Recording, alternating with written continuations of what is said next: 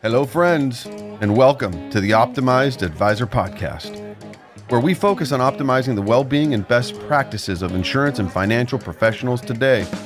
On this show, our objective is to help you optimize your life, optimize your profession, and learn from other optimized advisors. I'm your host, Scott Heinela. We hope you enjoy the show.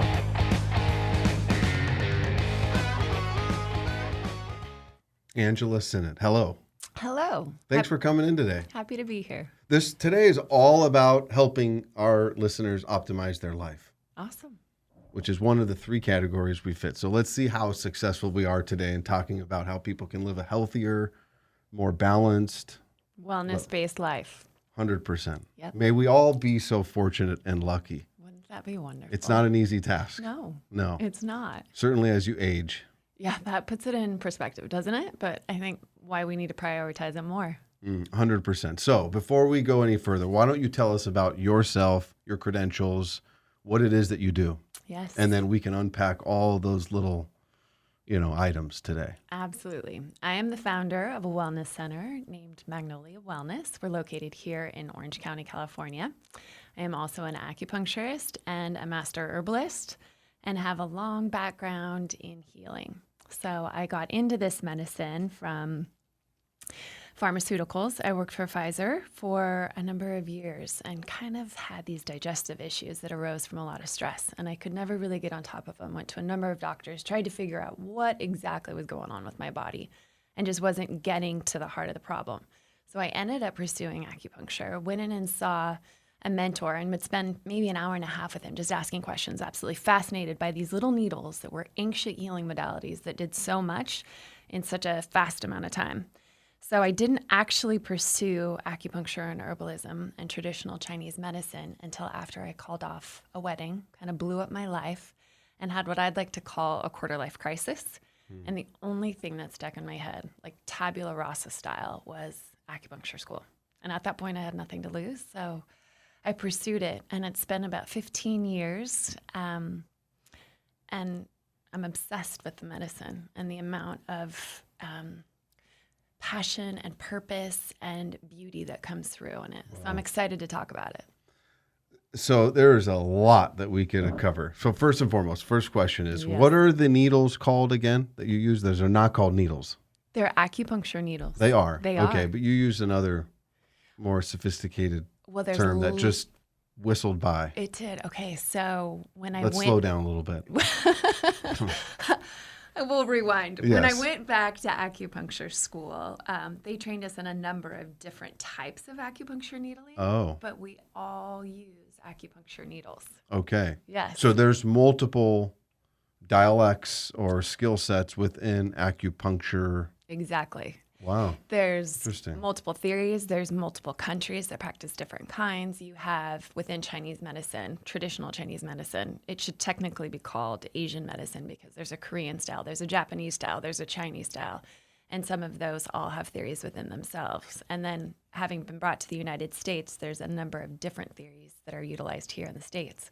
So are the different theories maybe applicable to different impairments or Yes. issues that a person may be having? Absolutely. So you'll hear of trigger point therapy, which is going directly into the muscle, a lot like dry needling that a physical therapist would use. Acupuncturists have been doing that for centuries. You can do facial rejuvenation techniques where you're literally lifting and boosting the collagen production. You could do digestion. You could work with autoimmune diseases and chronic illnesses. They say 1 out of 2 Americans have a chronic illness at this point in our current society. And so a lot of what we do is just getting the body to start communicating again, and using all of these different techniques, depending on what you come up with, gives us like a huge toolbox to work with. Wow. Interesting. So I'm not going to ask you yet, but how much of an open book are you willing to be? 100%. Okay. So let's talk about me first. Okay. Okay, then we'll get back to you. Let's not talk about you. Kidding. It's all about me. I'm just kidding. But I want to use that for a particular reason, because I mentioned that your journey was led by your path of having digestive issues. Yep.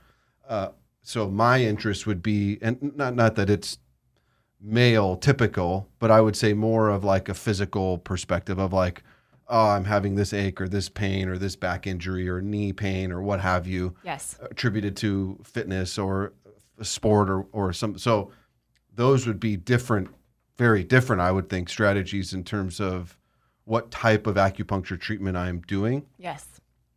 Okay. Absolutely. So if you're coming in because you want to optimize your athletic performance, it's going to be a different approach than if you were coming in because you had an injury. Interesting. Yes. Okay. So what particular one do you want to talk about of yours? So Any shoulder injuries, lower back? Well, I do have shoulder injuries, but that's the least of my worries. Mine is legitimately a chronic issue that I do have in my QL. So Okay. like from my knee up and through into my QL, which is now into my lower left hip, Yep. like just very, very tight, Okay. but also the lower hip firing very quickly with certain movements. And is there any knee injury, any hip injury, any psoas or hip flexor issues that have kind of started a little bit of this journey? I would say the best I can tell from many years ago, a wakeboarding injury in my knee that has caused some knee pain, albeit minor, but it ebbs and flows. Right. But it's now kind of isolated and radiated itself in my left side and isolated in, I guess, the back of my hip and the QL. Yep.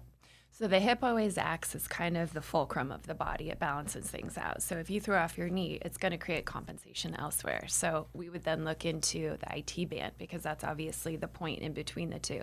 Dig deep into a lot of the muscles of the glute, the piriformis, the glute med, all of these things play a huge part if it's really affecting your hip. And then doing deep needling in these areas creates what we call, it's almost like a lightning effect. If you imagine that your body is equally distributed from right to left and your right hip is functioning great, so it's pulling its own weight, but the left hip isn't doing its job because it's gotten lazy through the years or because there's an injury, we essentially need to get the blood flow and the circulation back in that area to reignite it to make sure that it can start pulling its own weight so that is equal again and the fulcrum is balanced.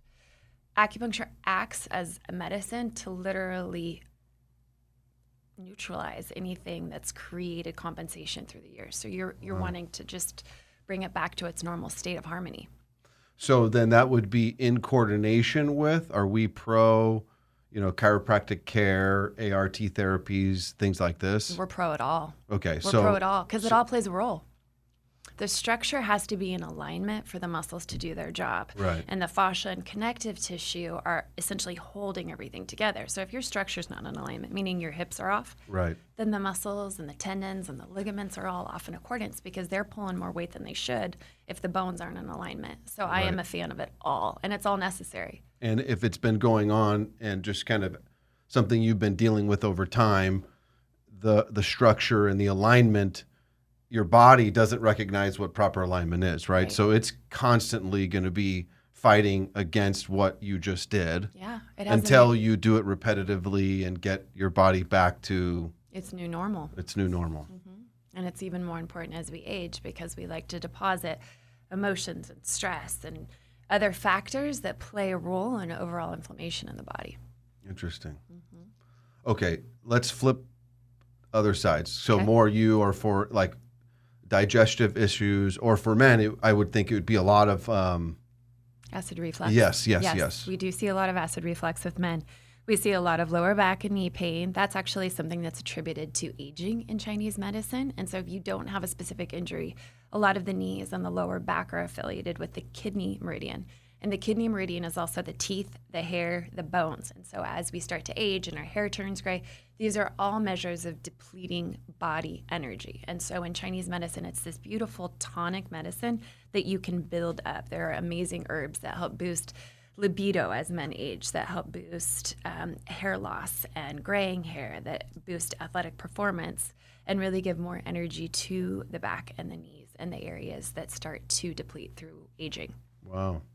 Very interesting. Yeah. So how does, in that instance, maybe now flip it back to you and your journey, what was the process that you went through to where you got on the other side? So for me, after going through acupuncture school, it was a 4-year master program. So it was pretty extensive. And I ended up absolutely falling in love with the medicine, but I was able to really heal myself through this journey. And in doing so, I moved to Orange County. At the time, I had a baby girl who was about 6 months old and really wanted to be a stay-at-home mom for a bit of time. And I tried it for about 3 months, and I was like, I can't do this. Not your thing. I cannot do this. I need to speak with adults. I need to pursue my passion. Right. I've seen the other side. I want to be able to juggle it. Goo goo gaga baby talk Yes. wasn't enough for you? I couldn't do it. I mean, I can don't do blame you. part-time, but I decided to take on a practice for 3 days a week and then be home with her 4 days a week. And I did that for a solid, 5-6 years. And it was a juggle because you feel like you have to be, the jack of all trades, the master of none. Right. And yet I was so passionate about it, it wasn't something that I was going to let fall by the wayside. So I pursued my career, did that 3 days a week. And then in 2017, I got this calling to open a wellness center. I'd been traveling to Los Angeles to really do a lot of really amazing events to create community. And this was just at a time where things were becoming increasingly technology based. We were getting a little bit more isolated, if you will, and before even quarantine. And so I felt this intuitive calling to really open a space for wellness. Didn't know how the hell I was going to do it, how I was going to pay for it. At the time, I had 3 kids. My youngest was 1, and just realized, okay, I'm being given like a great message that this is for me to do. And if I don't do it, it's going to drag me behind it. So I might as well hop on the train willingly. So I was like, okay, I did it. And the next, I would say 3-4 months, the money, the investment fell in my lap. It all just came together in this really beautiful way that felt like it was meant to be. How much do you think of that was luck versus how much do you think it was personal drive or will or you figuring this out? I think a lot of it was personal drive and will and creation. I manifested what I wanted, and I was relentless in pursuing that. And it's happening again for my second location now. Interesting. So I truly believe that we all have the capability to attain whatever we want. We just need a really clear vision of that.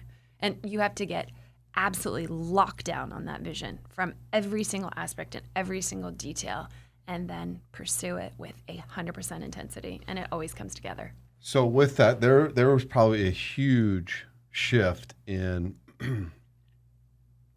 I have specific professional skill set in the therapies that I'm offering and the benefits that I'm offering, and I'm a practitioner, right?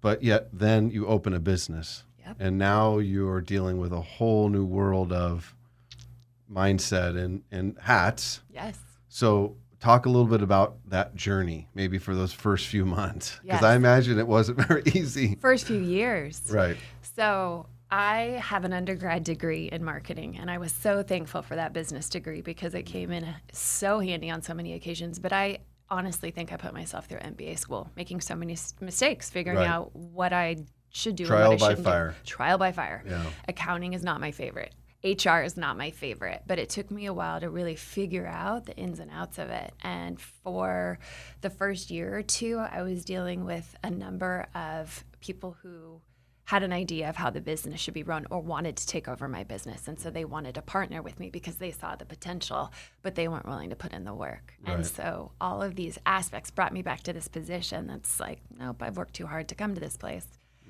to make it happen. Interesting. Wow. Yeah. And so now we have one very successfully beautiful location. You're opening a new location. Yes. Whole new world of challenges. And opening up a lot of telehealth. So we're going virtual because that doesn't limit us nationally or even globally for that Interesting. matter. So that's really our second goal here is to Okay. pursue that. Next, writing a book, doing a few things that really expand my education platform because I think I am a healer secondarily to being a teacher and an educator first. So this has been a great opportunity for me to really figure out my purpose in my career and which direction I want to go to keep it interesting. Okay, I'll come back to that. Okay. You said a very interesting thing about telehealth. I'm very curious to see what you've observed in the last 18 months to 2 years of just the deterioration of or isolation deterioration of health or improvement of health? Maybe more people have taken more time to be more fit. I don't know. So you're seeing more like activity-related injuries maybe? I don't know. But what have you seen? I imagine there's been a big shift in the last year and a half to 2 years. People are prioritizing their health in a whole new way. And so I am really proud of how people have come out of quarantine. In the beginning, I think a lot of people felt very helpless, very depressed. They didn't really know what to think of this or how to make much of it. They then transformed it into, no, I'm going to take charge of my own health. I'm going to be doing something about this. So they started exercising more. They started working out, doing the things to make their body feel like it was in its optimal health. Our business saw its biggest year yet because they were really coming in to say, I want to stay healthy. I want to boost my immune system. I want to make sure I'm ahead of this. So even if I get COVID or even if I have an issue, I have a number of preventative strategies that I've been implementing prior to exposure. So what are some of the things that individuals should be hands down, no matter what? Like these are daily protocols that you should live by for general health and wellness. Forget acuteness that I'm going to apply in specific cases, just for men and women. Mm-hmm. And I imagine it's probably a little different.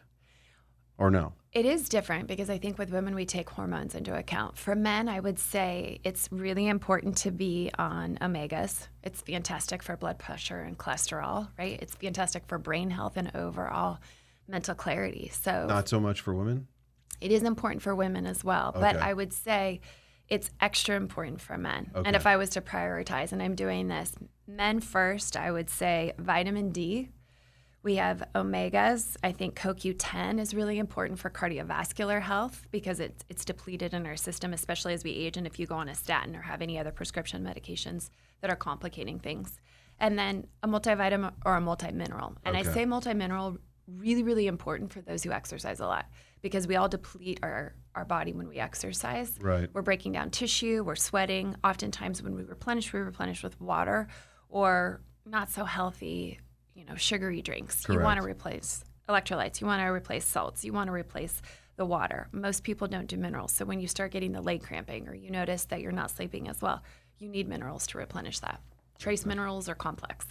Just crack a cold beer after workout. Yeah, that too. Yeah. Chase the minerals down with a cold beer. Someone did say along the way, Michael Phelps, I guess, chocolate milk.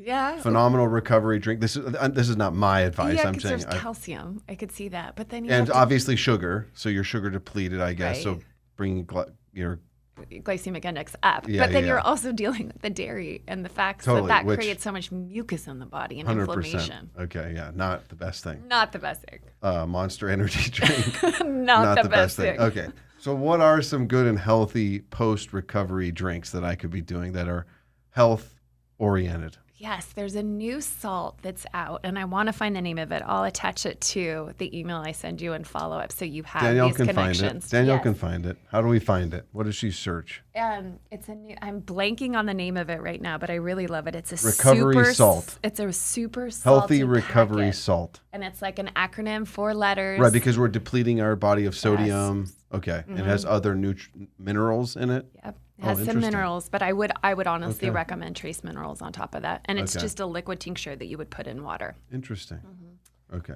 I'll look it up. We'll post that. Yeah. Is it LMNT? Yep. Okay. Hydration packets? Yep.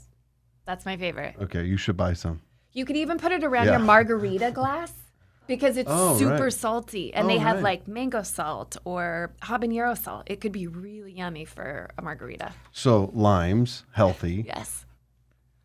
Plant-based liquid, agave, healthy. Plant-based tequila, healthy. Healthy. What is not? We just created the best. We just made a fantastic post-recovery drink. You just sprinkle some of the what is it?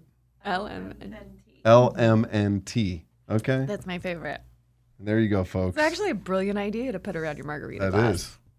I'm win-win. trademarking that one. And tequila burns clean. Low calories, low sugar content. It's my drink of choice. Yes. Or Blanco. Yes. Okay, we're having fun now. Yeah, should we talk about our favorite alcoholic beverages that are actually healthy? Seriously. Because so many people ask. I have that question all the time. That is always a good one. Yes. So what are your maybe 1 or 2 favorite Blanco tequila? Okay. And then Well, my second favorite would probably be a vodka product, but I don't think that it settles quite as well as the tequila does. I don't. Yeah. Yeah. Well, we're way off of vodka now. Have been for a number of years. But I mean, that's to each their own. Yeah. Tequila for sure. And I really like wine. With fresh fruit. Wine with fresh fruit, like sangria? No. I'm sorry. Like Blanco tequila yes. with a fresh fruit, not a lot of the pre-mixed high sugar content stuff. Yeah. Speaking of which, your wife makes an amazing margarita. Yeah, she she prides makes herself. Her She watermelon also margarita. leaves her trail behind. It's known when she's been making any kind of cocktail. Margarita. But she fancies herself as quite the craft She's really good at it. cocktail maker. Yeah. It also has become a little bit of a challenge when we go out now. Because it doesn't compare to Her her expectations are significantly high homemade. Yeah. for anywhere we go, to where it's like we'll walk in and she'll assess the situation pretty quickly. Yes. And we've had to walk out of a place because it's like, this place is not going to make a worthy cocktail. That's the reason why we're going out, not anything to do for any other reason. Not good food. So we're out of here. Okay, well, where do we go? Without fresh fruit in a margarita, it's tough. It is. Yeah, It especially can when be. you're making it at home. It can be. She's got a little bit on bourbon lately, which is less healthy. Yeah. But I can't it's the do that winter. one It's 'cause the weather, gluten. too. I could see that in Texas because it's colder. yeah. Yeah. So that's a good question, though.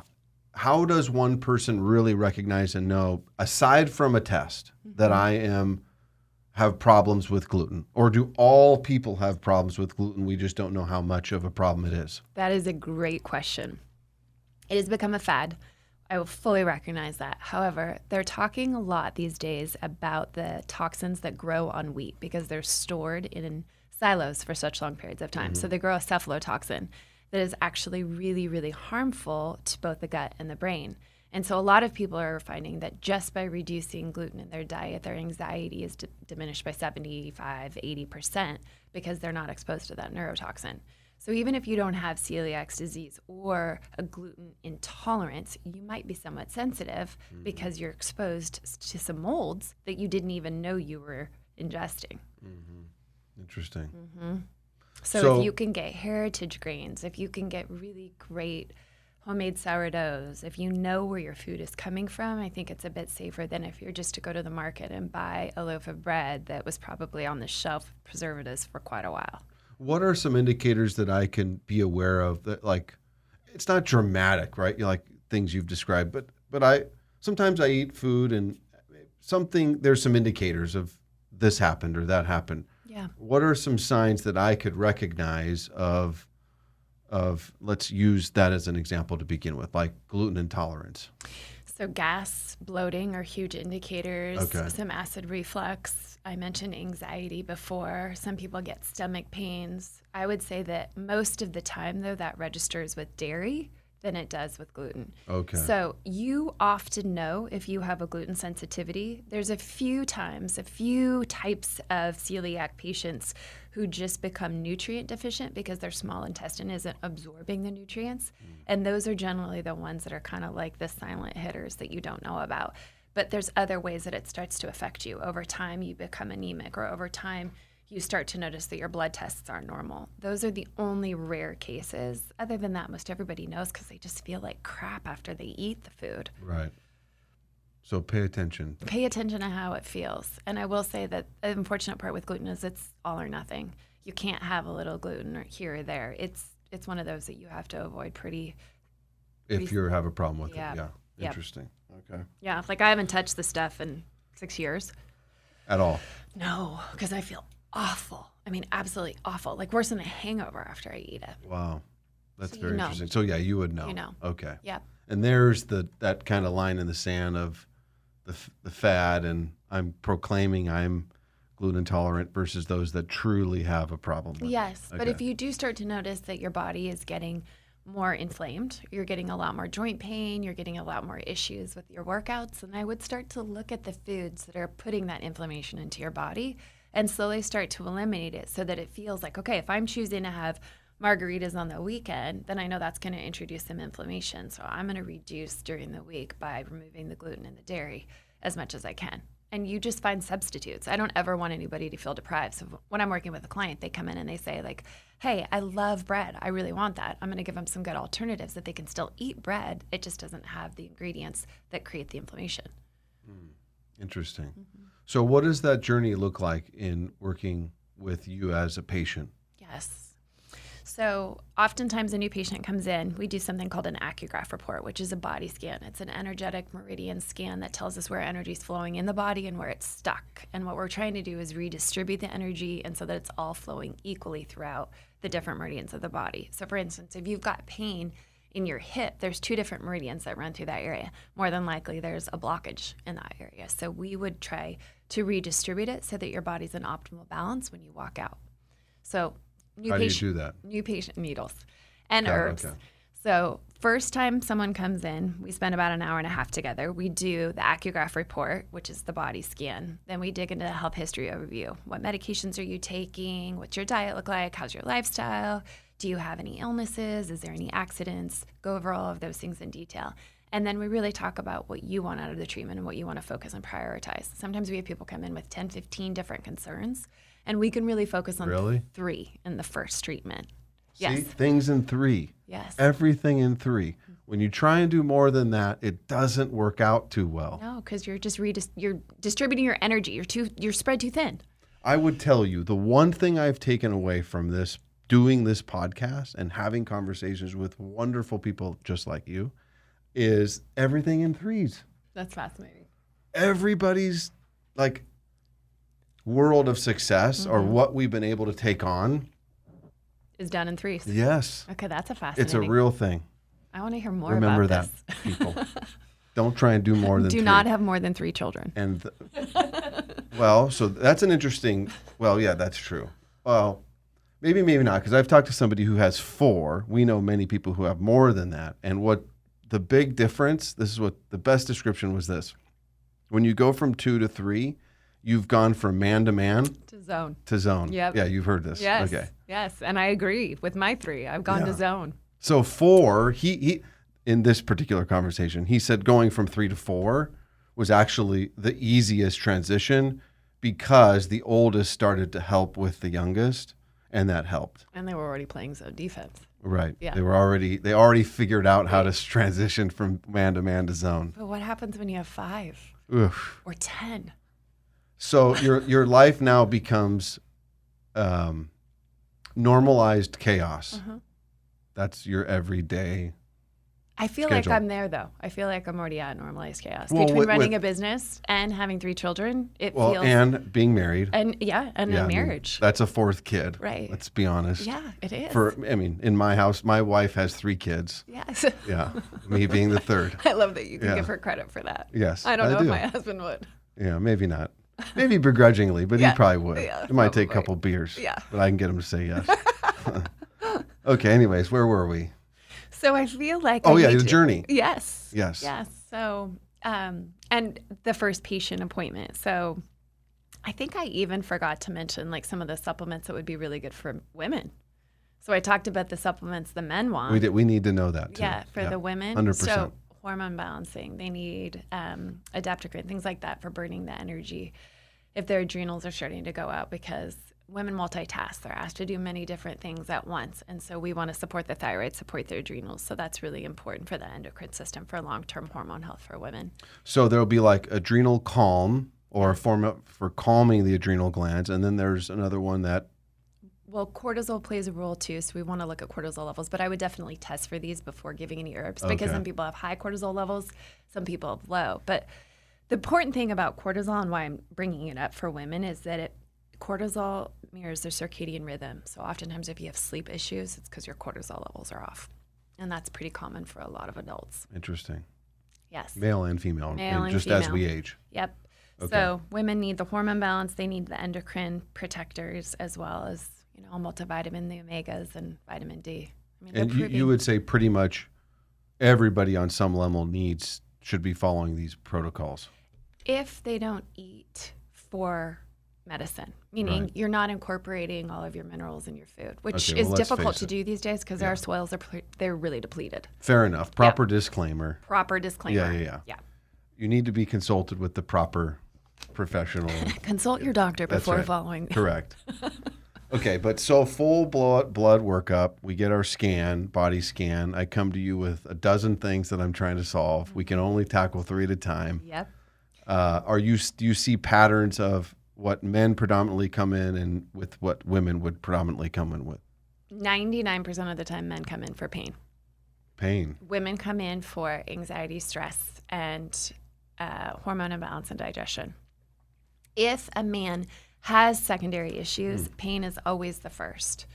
They're not often coming in preventatively. So if It's because I really have a problem. yeah, And I've tried many other things before I'm sitting here. it depends. If It your depends, wife is okay. already a client and Oh, yeah. she knows how well it works, she'll send you in right away. Right. If you're not familiar with this type of medicine, then you will have tried many, many other things first. Okay, what about men coming to you and trying to organically or herbally try and improve their testosterone levels? Yeah, herbs. There's wonderful herbs for that. Shilajit is a phenomenal herb to improve testosterone levels. Or you can actually get plant-based testosterone that's all natural. There's an herb called Husha Wu in Chinese medicine that's phenomenal for boosting testosterone. It also helps regrow hair, helps premature graying, helps athletic performance. It's pretty rad. We need some of that. That one's really, really It's just a easy to pill you find. take? Yeah, just a capsule. Interesting. Yeah. Wow. And it's often found in a formula of other herbs that build upon this. So say, for instance, you say, I want to have better athletic performance. I want to have higher testosterone. I want to have these 2 other things. Then you put together a customized formula that achieve all of those, send it home, and that's what you do in between acupuncture sessions. So it's kind of like your take-home homework. So we're constantly building you back up. We're constantly tonifying the body, giving you more energy to work with in all the areas you're depleted so that you ultimately come to a place where you don't need me anymore. Fabio would want to see you. Fabio would want Yeah. to see me. We won't say his name, but Yes. yeah, he would. Angela, much so. So on your website, are you able to purchase the supplements that you recommend on your site, or is it just when you come in as a patient? You are able to purchase the supplements on the site. Husha Wu is featured on our online shop. Shilajit is an Ayurvedic or Indian herb, so we do not carry that one because we're Asian based. But each culture has their own set of herbs, and ours are traditional Chinese medicine based. Do you have any case studies you can call upon where you saw a metric of testosterone moving from this to this through being a patient? So I don't tend to run studies in my clinic, but there's tons of studies on herbs and traditional Chinese medicine on PubMed and other government websites that are readily available. So I can produce some of those if that's of interest to you. Interesting. Yeah. Yeah. There's a very much lot so. of people studying Chinese medicine these days because it's so, well, it's only been legal in the United States since the 70s. So to the Western mind, it's a pretty new medicine. Wow. Okay. So I want to go back to acupuncture. So for me, the obvious treatment of or when I would think I need to go or I'm going to consider acupuncture would be for a physical injury. Yes. Is that the leading use of? Yes, for Okay. men. And that For would men. get you in the door. And then I get to talk to you about all the other things that you might want to work on. If you have other issues that you feel like, yeah, I could use a little bit more energy, or I'm not sleeping great from like 3 to 4 o'clock in the morning, then I can add a few extra points for that, a few extra herbs in your formula to really offset some of the issues that you're asking to work on. So it's kind of this beautiful amalgam of healing that we get to do after I hear your story. And that's what I love about my job is that I just get to sit and talk to people about their story, how they came to be who they are, and how I can help them really be the best version of themselves. And just how I'm trying to come up with an adjective that isn't explicit. How messed up we are. How all of us How are messed life up. has just Yeah, wreaked havoc. it has. And now here I am And trying to not use Western medicine. And so much of that is normal these days. Like we're all in the same boat, but we each look at ourselves and think worst case scenario, like, oh, how did I get this messed up, right? But we're all in the same boat. We all have different versions of how we hold our stress. It deposits in the body differently. Some people hold it in their neck and shoulders. Some people hold it in their pelvic floor. It's really different depending upon the individual. So how does acupuncture help somebody with acid reflux or with digestive issues? I guess that's probably all part of the same thing or It similar? is, right. So the acupuncture needles descend the energy. So what's happened is oftentimes there's an imbalance in the digestion where the body is pushing the acid up rather than it going down through the digestive system. So you need to redirect the energy. We spend quite a bit of time working with digestive enzymes to create the ability for the body to break down the food and digest it properly rather than having it go in the opposite direction or reflux. There's That's also exactly what happens for me. Yeah. There's also factors to take into account, too. From a physical standpoint, is there a hernia involved? Is there some sort of abnormality in the area, in the esophagus, anywhere that there could be acid? But if it is something that naturally occurs, we also have to look at the food and the alkalinity of the diet that will offset the acidity. So you hear about natural home remedies for acid reflux, like put a tablespoon of baking soda in water and drink that. Does that work? Does apple cider vinegar work? If these things are all not working, then you take it to the next level. So you start out mild, make some little modifications with diet and a few different remedies. And if that doesn't work, then you start a formula. And that formula starts to readdress the flow of chi or energy in the body so that it's moving in the right direction instead of the wrong. Interesting. Very fascinating. Yeah. Digestive enzymes help a ton too. And as we age, our digestive enzymes deplete. So that's another thing. If you talk about certain foods that I'm eating, they don't settle as well. It's a great life hack just to pick up some digestive enzymes that will really help you break down the food at the digestive level and create ease on the overall digestion. And particularly for the gallbladder, that helps break down fat. That tends to get a little bit backed up. So eating green apples, things like that have something called malic acid in it, that really helps break down the stuff that starts to accumulate in the gallbladder, like the gallstones. You hear about a lot of people who get kidney stones or gallstones, that kind of a thing. These are all just natural ways to start depleting the body of uric acid and acidic material naturally. Okay. Well, is now a good time to talk about the process of cupping? Sure. I love it. Is that a detoxification Yes. process? So, I mean, maybe not that far distant from some of the challenges that people were facing from what you just described to maybe cupping is a remedy? Yes, absolutely. It's a great detoxification. It's one that pulls a lot of the fluid and the lactic acid out through the pore. So if you're working out a lot, if you have a lot of lactic acid circulating through your muscles, it's a really quick way for recovery. It's fantastic for overall lymphatic circulation and detoxification in the body. It helps improve muscle tissue, blood flow, circulation. It's fantastic. So would you have people come in and they would have acupuncture and cupping at the same time? All the time. All the time. Yep. That's super frequent. And I teach people how to do cupping at home. So you can get a plastic cupping set, which is not as effective as the fire cupping that we do at Magnolia, but you could have that. It's got a little hand pump, or there's ceramic or silicone ones that you can use to adhere to your body to be able to do it at home, kind of on a continual basis to pull out the lactic acid after a hard And workout. so what's the process? I mean, what's the science behind what's happening? It's just basically... It's pulling all of it through the pores. So the science behind it is it's essentially activating a mechanism in the skin to detoxify through the pore. And by doing that, it's pulling it through. So you obviously want to drink a lot of water. You obviously want to keep those pores covered so that you're not exposing yourself to external wind, because we've opened up the pore by literally asking your body to breathe and vent these toxins. So it's really important to drink a lot of water, stay warm, and wear like a hooded sweatshirt or something that covers up the back of the neck. Yeah, because we'll oftentimes, when we do cupping, we go all the way from the top of the neck and shoulders all the way down to the lower back, including detoxification points that are right above the armpit crease. There's specific points on the back that are specific to detoxification. Wow. I could probably need everything. I think it's routine maintenance. It's a long list. I would say I'm probably not abnormal either. No. And we see it so much with the Olympics, too, that these premier athletes are using it for quick recovery. So it's pretty awesome. Wow. And if you wanted to buy your own, I think they sell them on Amazon for like $13. Again, not as effective, but still. So this is always a big concern of mine, too. And not everybody's conveniently located to Magnolia. Yes. How do we what is the journey to find somebody who, that's, what's the checklist to make sure I'm finding the right person? or qualified or what have you? I think I don't know any. Yeah, I do have recommendations. Okay.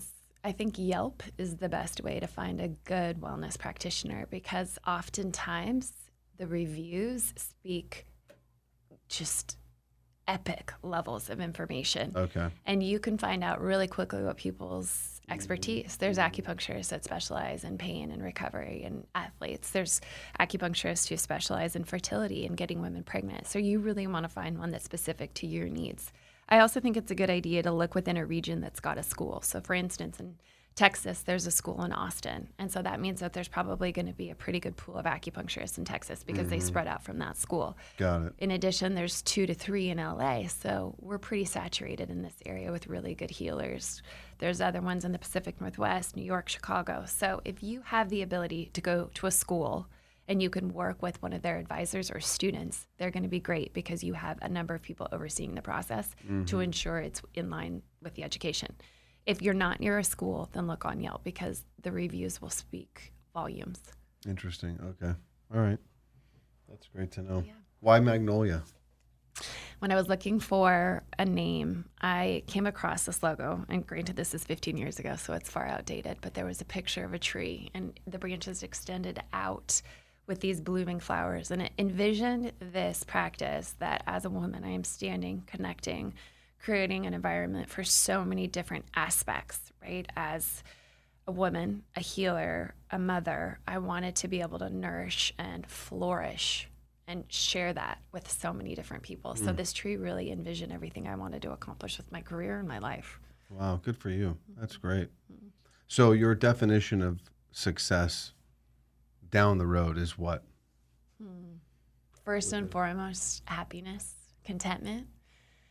I will have multiple locations. I will be known nationally. I will be touring with a book and have a number of people who will come to our retreats and overall healing conferences. There'll be an opportunity to bring this around to different areas of the country so that it feels like everyone has access to this and really empower them to become their own healers, because that's all I'm doing as a practitioner is I'm empowering you to notice where you hold your stress, where your lifestyle is out of balance and being held within your own body. And whether that's a cellular memory or it's a stress technique, you then have the tools to know how to move that through your body and what works best for you. And again, everybody's a little bit different, but this is where the education comes in. So success to me in 10 years will be a teacher. In 15 years, I don't know. I still got to create that legacy. There's a long way to go and a lot to do. There's a lot of work to do. There's a lot to do. Good for you. Yeah. What an exciting runway. I'm really excited. And taking off for the skies. Yeah, that's fun. It is. Very fun. It is. This calling is a strong one, and it has been. And I've gotten very clear that if I don't hop on the train, it's going to drag me behind it. So I might as well figure out a way that works with my lifestyle. So telehealth.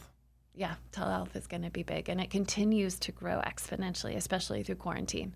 If you don't have to leave your home, and I could sit here and tell you exactly what herbs to take, exactly what we need to test for, and you get that information, on your lunch break, it makes it very convenient to be able to understand how to get healthy. So what percentage of the experience do I get as a patient by being telehealth versus being in person?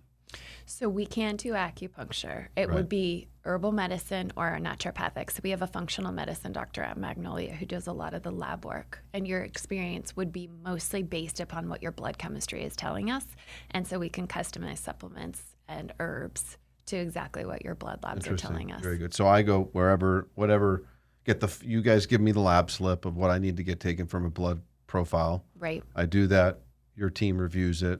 We have an appointment, a meeting to go through everything. What are your goals? What do you want to accomplish? Where are your aches and pains? Exactly. Okay. Yep. And then how you can incorporate lifestyle changes and dietary changes to really just maximize all of that. And if it is acupuncture or cupping or what have you, then we can maybe kind of guide you to where you can find somebody locally to you. Exactly. Yes. Interesting. You got it. Okay. So how do they find you? So I'm located in Costa Mesa, California. You can find us online at magnoliawellnessoc.com or on social media like Instagram at Magnolia Wellness OC. Thank you very much. This was very enlightening. Any other questions? Okay. I was asking the ladies if they had any other questions. Thank you very much for your time. It was great to be here. This was enlightening. Good. I'll be your next patient. I'm looking forward to it. Good luck. Thank you. Thank you for tuning in to today's episode. Please subscribe, like, share, leave a comment, or review.